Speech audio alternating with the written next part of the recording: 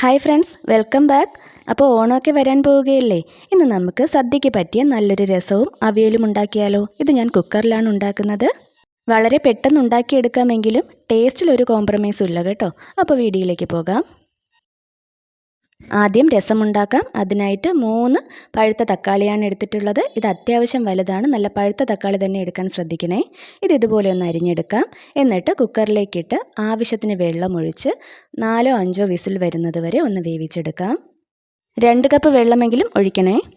ആ സമയം കൊണ്ട് രസത്തിനുള്ള കൂട്ട് തയ്യാറാക്കിയെടുക്കാം. അതിനായിട്ട് 10-12 വെളുത്തുള്ളി എടുത്തിട്ടുണ്ട്. ചെറുതായതുകൊണ്ടാണ് ഞാൻ 12 എണ്ണം എടുത്തിട്ടുള്ളത്.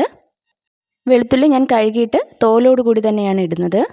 അപ്പോൾ കുറച്ചുകൂടി ഫ്ലേവർ കിട്ടുന്നതായിട്ട് എനിക്ക് ഫീൽ ചെയ്തിട്ടുണ്ട്.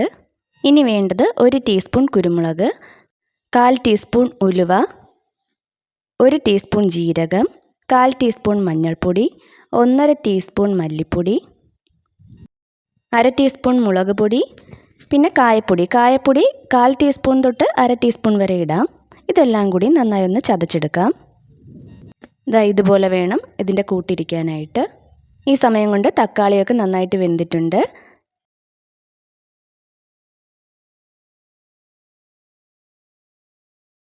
അപ്പോൾ വേണ്ടതെല്ലാം റെഡി ആയിട്ടുണ്ട്. മല്ലിയില, തക്കാളി വേവിച്ചത്, രസക്കൂട്ട്. ഇനി രസം തയ്യാറാക്കിയെടുക്കാം. പാൻ ചൂടാകുമ്പോൾ വെളിച്ചെണ്ണ ഒഴിച്ച് കൊടുക്കാം. എന്നിട്ട് ഒന്ന് കടുക് പൊട്ടിച്ചെടുക്കാം. കറിവേപ്പില ചേർക്കാം. കറിവേപ്പില മൂത്ത് വരുമ്പോൾ നമ്മൾ ചതച്ച് വെച്ച രസക്കൂട്ട് ചേർത്ത് ഒന്ന് മൂപ്പിച്ചെടുക്കാം. ഈ എണ്ണയിൽ കിടന്ന് വെളുത്തുള്ളിയുടെയും പൊടികളുടെയും ഒക്കെ പച്ചമണമൊക്കെ മാറണം. അതുവരെ ഒന്ന് ഇളക്കി കൊടുക്കാം. ആവശ്യമുണ്ടെങ്കിൽ കുറച്ചുകൂടി എണ്ണ ചേർത്ത് കൊടുക്കാം.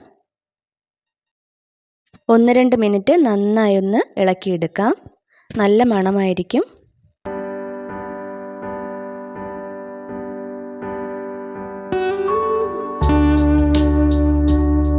പൊടികളൊക്കെ നന്നായിട്ട് മൂത്ത് വന്നിട്ടുണ്ട്. ഇതിലേക്ക് നമ്മൾ വേവിച്ച് വെച്ച തക്കാളി കൂടി ചേർത്ത് കൊടുക്കാം. നമുക്ക് എത്രത്തോളം ഗ്രേവി വേണമോ അത്രത്തോളം വെള്ളം കൂടി ചേർത്ത് കൊടുക്കാം. ആവശ്യത്തിന് ഉപ്പിടാം. ഞാൻ ഈ രസത്തിൽ എക്സ്ട്രാ പുളിയൊന്നും ചേർക്കത്തില്ല. തക്കാളിയുടെ പുളി തന്നെ ധാരാളം മതിയാകും.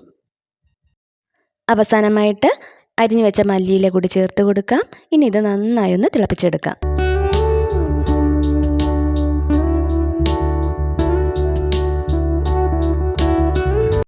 രസം റെഡി ആയിട്ടുണ്ട്. നല്ല ടേസ്റ്റാണ്. എല്ലാവരും ഇതൊന്ന് ട്രൈ ചെയ്ത് നോക്കണേ.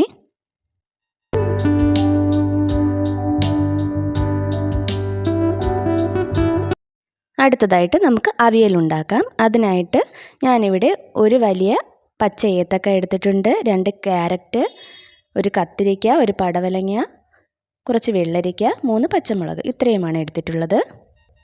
ഇതെല്ലാം കഴുകി വൃത്തിയാക്കി ഇതുപോലെ ഒന്ന് അരിഞ്ഞെടുത്തിട്ടുണ്ട്.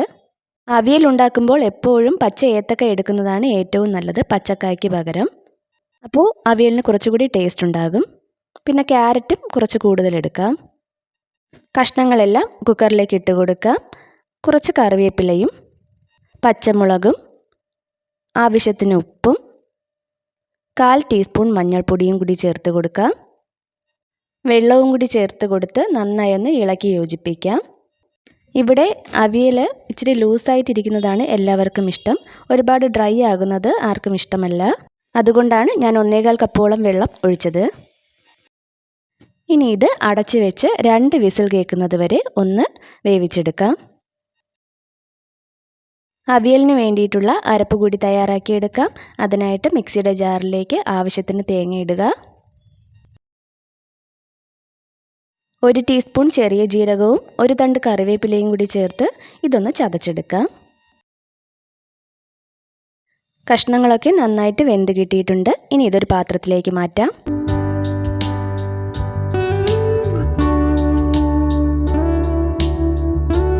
അരപ്പ് ചേർത്ത് ഇളക്കി യോജിപ്പിക്കാം.